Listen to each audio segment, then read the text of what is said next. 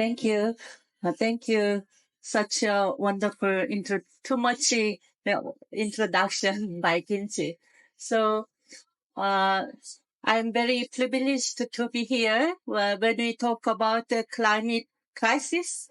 I enjoyed this Kathmandu beautiful weather with you. So with some kind of a luxurious technological support, I can share some ideas with you.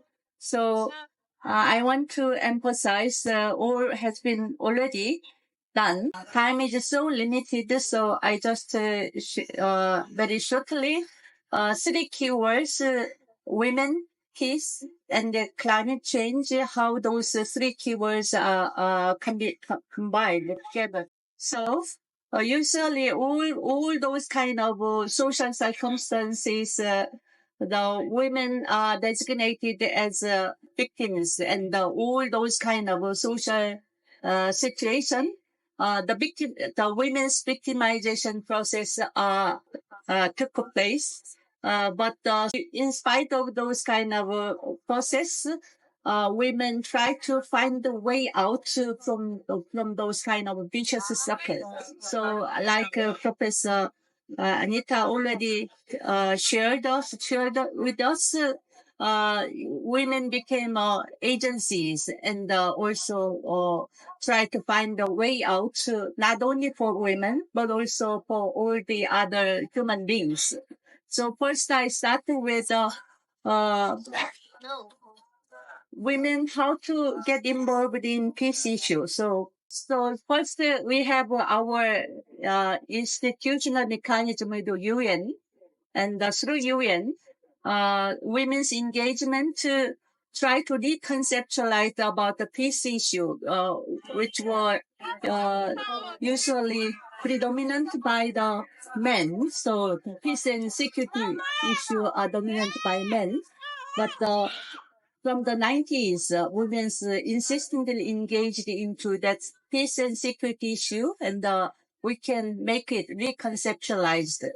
And now we are confronted with the climate crisis issue and all other issues. So I will emphasize in this issue how women's leadership and women's solidarity can make a certain exit and a certain alternatives. So I just briefly our assets that we have made. So it is always a human rights declaration and anti-discrimination and also mainstreaming. Finally, in 2000, we are participate in peace and security issue and also integration into so-called development issue via the concept of a sustainable development goal.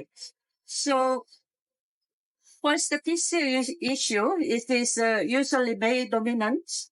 So male dominant situation increase armament and also usually many victimization voices were oppressed. So because of that, UN Security Council Resolution 1325 emphasized women's participation in peace process and the security issue. It was so all countries developed their own national action plan for under this kind of security issues. So that was the achievement we have made in relations with women and peace. So later on in 2015, so this kind of process can be integrated into sustainable development goals. So women, gender equity is the has been designated one of the big leverage to solve the all kind of other existing inequalities and problem and crisis. So how can relate with the climate change and peace? So that is the challenge for us. So we use usually the existing norm and system. So UN Security Council Resolution 1325 has evolved continuously. So when we try to tackle the issue of climate change, we sometimes use this security issue together because then women can be designated as a constructor of community through this kind of a framework. So gender and climate change, I will just pass and just let us briefly share Korean experience. So very briefly from 80 to 2020. So technology has penetrated into farming sector, and also farming sector became more smaller and smaller under the name of industrialization. So, but this kind of in decrease the women farmers population is bigger than male. So and also in Korea we can see the discrepancies climate crisis vulnerabilize the women. So I will introduce one positive cases related with the women farmers. So they call it elder sister's garden. So usually elder sister they take the older shoulders of burden in society.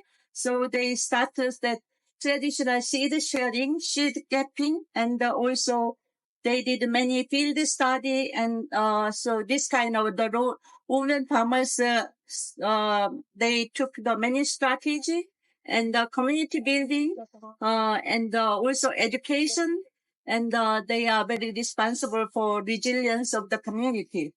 So I think not only elder sisters garden, there are many women farmers. This kind of association, they building sister network. Sister in urban setting who are the consumers, in the sister in rural areas they are producers. So producers consumers network is a kind of, and also it is a women's network who are fighting against this kind of a security threatening and also climate crisis. So I think in general, so we are faced with the multiple crises as you already shared, but who are going to be responsible for this kind of crisis? There is no answer. So in this situation, especially the sociologist Uli Hibek designated the current situation as a risk society. So that the definition, risk society, we all confronted with the risk, but nobody can take care of that situation.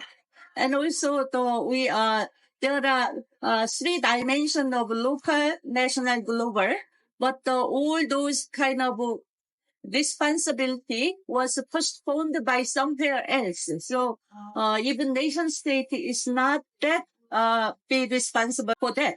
So, and also we see the many new perspective starting with the development, but we in UN level, they emphasize sustainable development. It is quite a passive concept. So we want to challenge that concept for more open and pluralistic way of alternatives.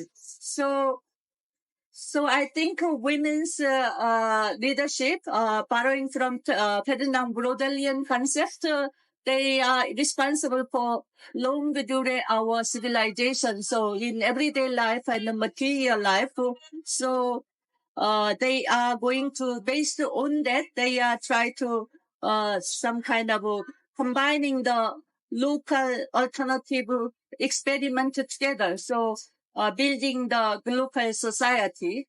So I show the it's Rohingya community. So under the very under the obstacles, they try their best to try to find their own space to be. So because of time limit, I try to be very brief, but I can understand. You may understand what I may not say. Thank you for attention.